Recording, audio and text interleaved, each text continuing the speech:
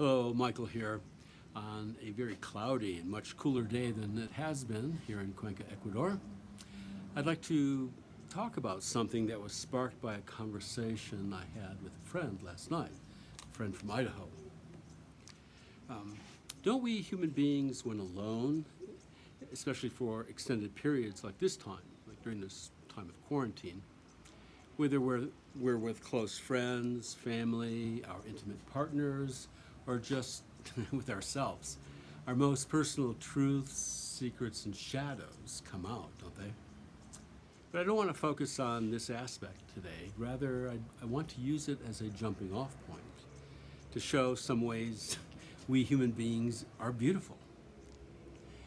When we get over ourselves, especially when we get beyond protecting our masks, defenses, and cherished identities, we can really start walking the beauty road.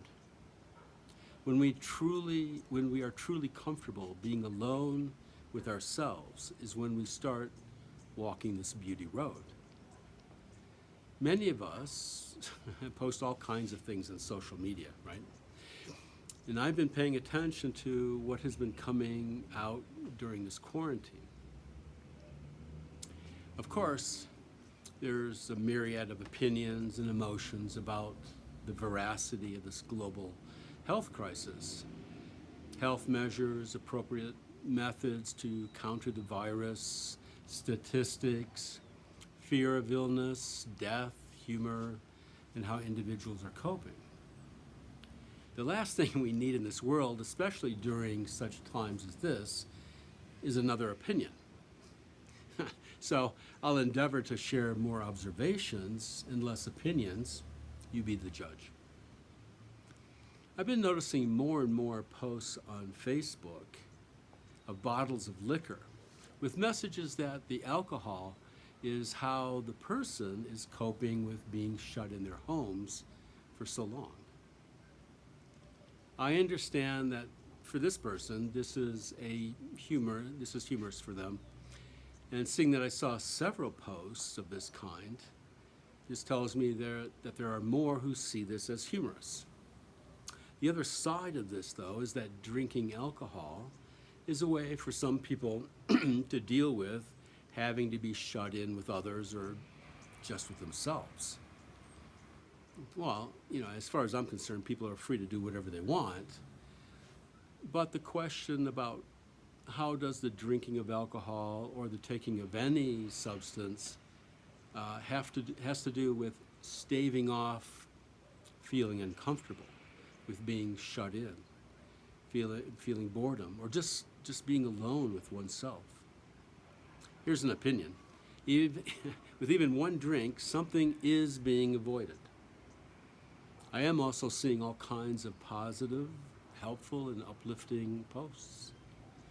And some are posting about how they're using their time learning about themselves, developing new skills, sharing their lessons and vulnerabilities, and expressing more kindness towards others.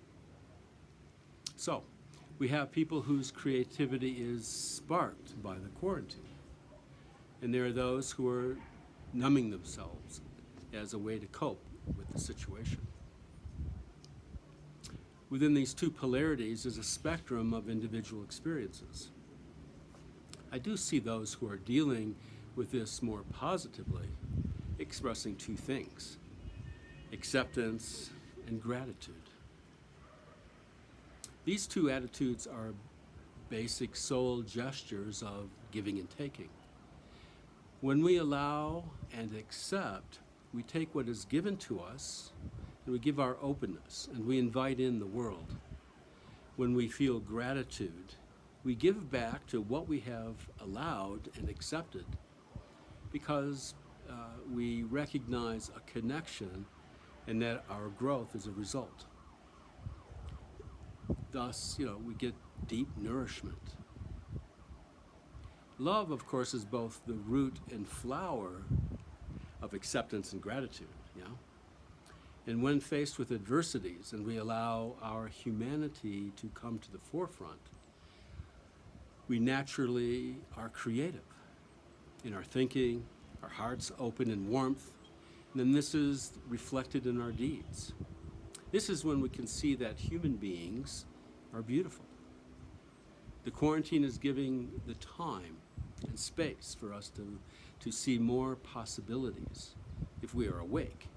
And new deeds will arise if we allow new inspirations to enter.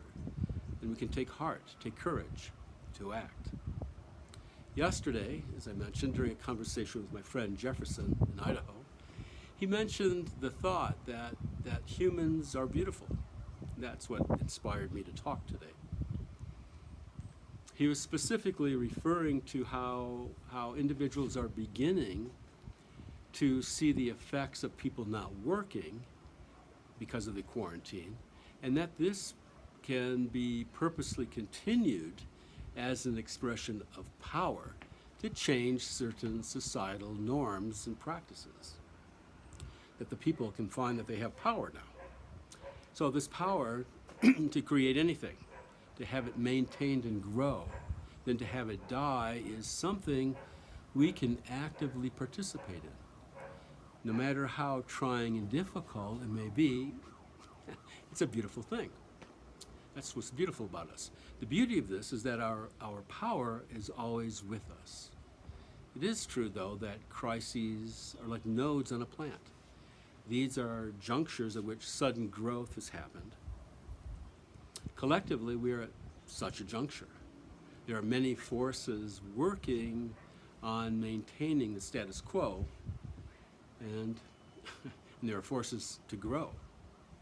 We need the creativity, inspiration, and courage to consciously will change to happen, either collectively or personally. This is what our times are calling for. So each one of us has to wake up to decide how we are going to accept the individual and collective shadow elements. Know who we are in relation to these shadows, and to have the courage to transform ourselves and our world. You may ask, what about all the greed and nefarious machinations in the world? We have to be aware and awake to these, know our stance to them, know our boundaries to it, regardless of how much information is twisted and manipulated, how much fear is put before us, and to consider and to allow our humanity to come to the forefront so our creativity and love will shape things to come.